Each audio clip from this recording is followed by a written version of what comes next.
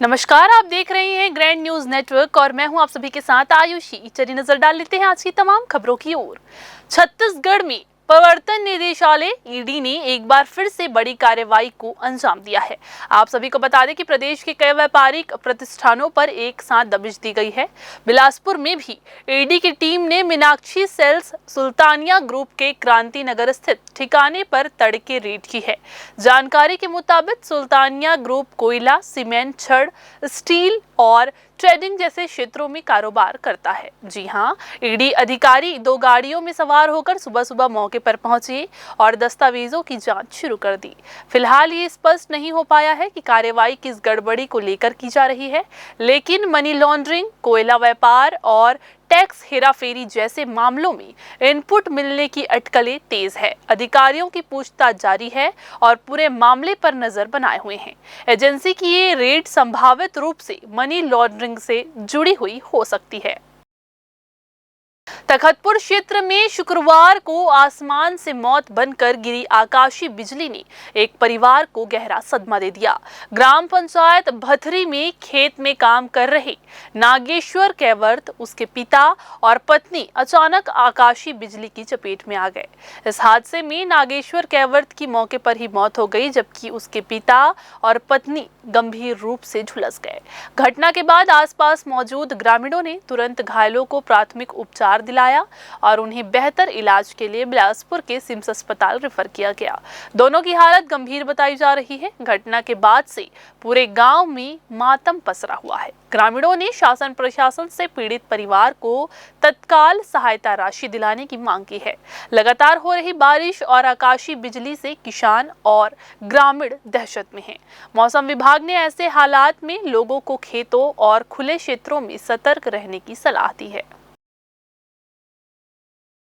इधर Chhattisgarh high court में बुधवार को एक अनोखा मामला सामने आया। बेहतरी निवासी 30 वर्षीय पीएससी अभ्यर्थी युवक ने बंदी प्रत्यक्षीकरण याचिका दायर कर ये बताया कि उसकी 3 माह की गर्भवती पत्नी को, जो स्वयं भी पीएससी की तैयारी कर रही है, उसके माता पिता जबरदस्ती अपने साथ ले गए हैं और उसे अवैध रूप से गर्भपात कराने की आशंका है।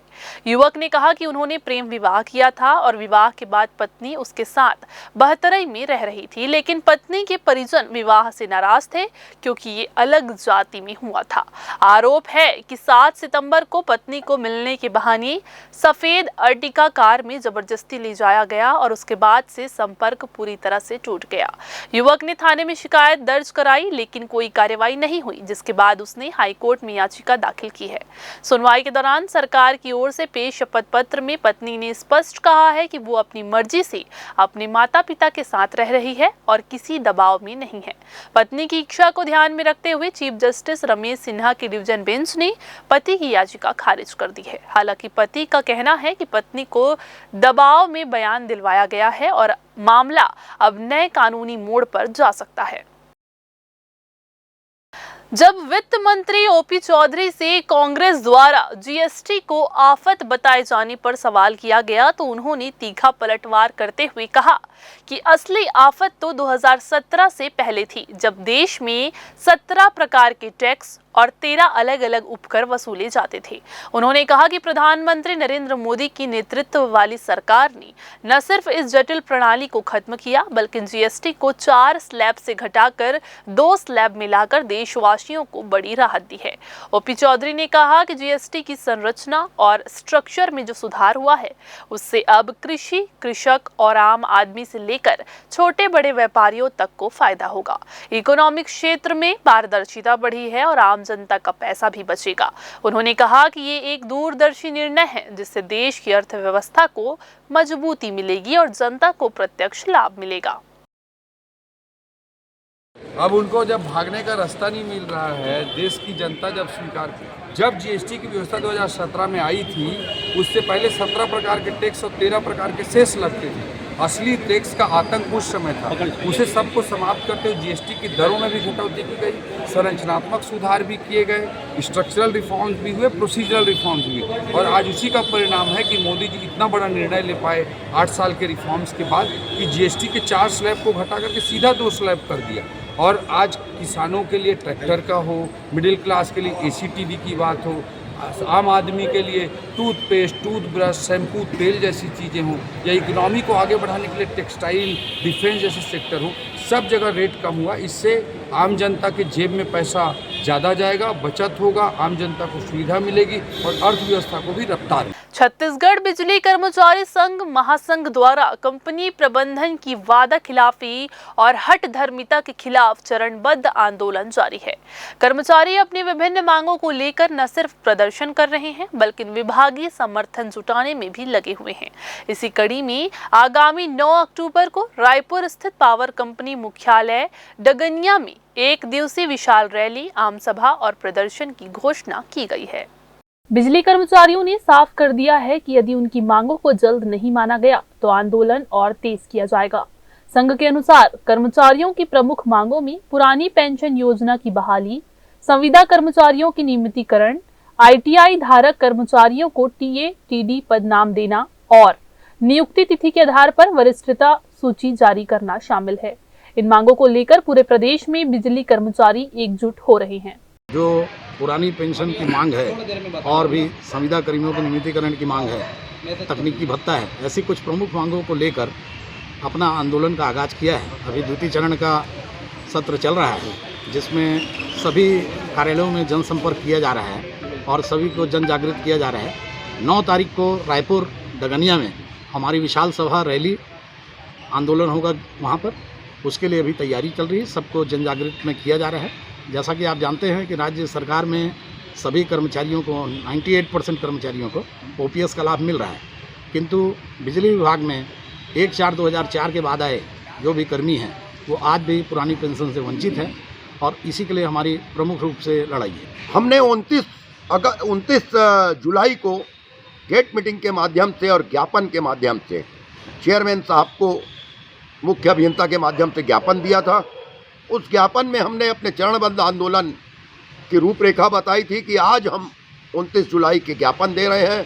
उसके बाद 1 सितंबर से 30 सितंबर तक हमारा जन जागरण के माध्यम से हम अपने लोगों को अपनी मांगों को बताएंगे और 1 अक्टूबर से 8 अक्टूबर तक अंडर प्रोटेस्ट काली पट्टी लगाकर अपने कार्यालयों में काम करेंगे। उसके बाद भी हमारी मांग पूरी नहीं हुई तो 9 अक्टूबर को विशाल आम सभा और रैली डगनिया मुख्यालय, छत्तीसगढ़ राज्य विद्युत पावर कंपनी के मुख्यालय रायपुर में सारे कर्मचारी इकट्ठे होकर अपनी मांगों के समर्थन में। कर्मचारी संघ का कहना है कि ये मांगे सिर्फ कर्मचारी हित में नहीं बल्कि ऊर्जा विभाग की कार्यक्षमता और जवाबदेही बढ़ाने के लिए भी जरूरी है। बार बार ज्ञापन और अनुरोध के बावजूद सरकार और प्रबंधन की उदासीनता ने कर्मचारियों में भारी आक्रोश भर दिया है। संघ ने चेतावनी दी है कि यदि मांगे नहीं मानी गई तो ये आंदोलन पूरे राज्य में व्यापक रूप ले सकता है। ग्रैंड न्यूज के लिए कैमरामैन गोलू कश्यप के साथ पिंटू दुबे की रिपोर्ट। इधर बिलासपुर प्रेस क्लब के नवनिर्वाचित सचिव संदीप करिहार का तखतपुर नगर में भव्य स्वागत किया गया। आप सभी को बता दें, कुछ दिनों पूर्व हुए प्रेस क्लब चुनाव में सचिव पद पर विजय के बाद गृह नगर आगमन पर समर्थकों और नगर वासियों में भारी उत्साह देखा गया। नया बस स्टैंड और बड़े बाजार में ढोल ताशों, आतिशबाजी और पुष्प वर्षा के साथ में आत्मीय स्वागत किया गया। घर पहुंचने पर परिवारजनों ने आरती उतारकर मुंह मीठा कराया और आशीर्वाद भी दिया। तखतपुर प्रेस क्लब के सदस्यों ने शॉल, श्रीफल और माला पहनाकर सम्मानित किया। इसके बाद नगर पालिका परिषद में अध्यक्ष रविंदर कौर मक्कड़, प्रदेश कांग्रेस कमेटी सचिव आत्मजीत सिंह मक्कड़, पार्षद दल और CMO ने पुष्पहार, शॉल, श्रीफल और स्मृति चिन्ह भेंट कर उनका अभिनंदन किया। इस अवसर पर नगर अध्यक्ष रविंदर कौर मक्कड़ ने कहा कि संदीप करिहार ने अपनी मेहनत और निष्पक्ष पत्रकारिता से तखतपुर नगर का मान बढ़ाया है। पार्षद मुन्ना श्रीवास ने इसे उनकी लगन का परिणाम बताया। अपने सम्मान पर संदीप करिहार ने कहा कि जन्मभूमि से शुरू हुआ उनका ये संघर्ष आज एक मुकाम पर पहुंचा है और ये सम्मान तखतपुर की धरती का आशीर्वाद है। उन्होंने कहा कि उनकी प्राथमिकता पत्रकार हित और निष्पक्ष पत्रकारिता के लिए कार्य करना होगा। सबसे पहले तो बहुत गौरव की बात है कि उन्होंने तखतपुर का गौरव बढ़ाया है और बिलासपुर जैसे इतने बड़े शहर में इतने कद्दावर जहाँ पत्रकार हैं, वहाँ पर अगर छोटी सी जगह तखतपुर से आप जाके आपने अपना नाम बनाया, सचिव पद जीता, ये तो बहुत बड़ी ही गौरव की बात है। और मैंने उन्हें बहुत बधाई देती हूँ कि पत्रकारिता के क्षेत्र में ऐसे ही आगे बढ़ते रहें और अपने क्षेत्र का नाम ऊँचा करते रहें, रोशन करते रहें। बहुत बहुत उनके उज्जवल भविष्य के लिए बधाई, बहुत आगे बढ़ें। तो ये थी आज की बुलेटिन की तमाम खबरें। अगली बुलेटिन में फिर होगी आपसे मुलाकात। तब तक के लिए पूरी टीम के साथ मुझे दीजिए इजाजत। नमस्कार।